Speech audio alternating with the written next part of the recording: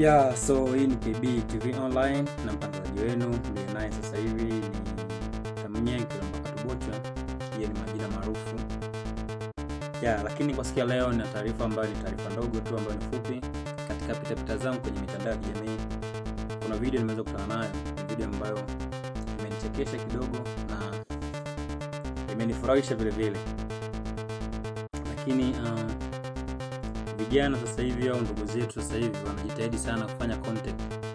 Na ni content ambazo zipo, ni content ambazo zinaendelea kuwepo na zinatokea. Hebu tuone tukasikilize wote kwa pamoja nini kinaongeleka. Maana tumeona mume tu amekuja moja kwa moja na mke ameinuka moja kwa moja na kwenda. Hi guys, so today I'm gonna be showing you guys how to so we can maliza TikTok. So I'm gonna be showing you guys how to do your makeup and subiri kwanza nimalize hapa. Baba Jack, subiri kwanza utangomaliza no. Bope kama iko njibi na nishishi bashi bado bope wala sukiri kenye. Wala nisi bashi ile bwana.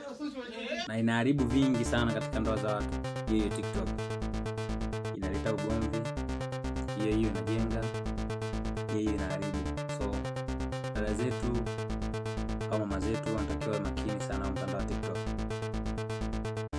Hii ni KB TV Online. Usisahau kusubscribe, comment na kulike na kushare.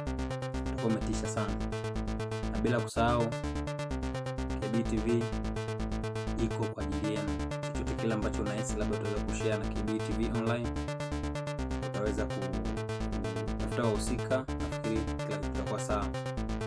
Nafikiri ndio hivyo. Twende tutazame hiyo hiyo kipande ambacho nimeweza kukutana nacho TikTok. Twende tutazame kwa pamoja. Alafu utaweza kuweka comment yako hapo chini na maoni yako kuhusiana na hicho kipande cha video ambacho utakiona hapo. Hii ni KB TV Online. Kwa pamoja tunaweza. Hi guys, so today I'm gonna be showing you guys so we can maliza TikTok.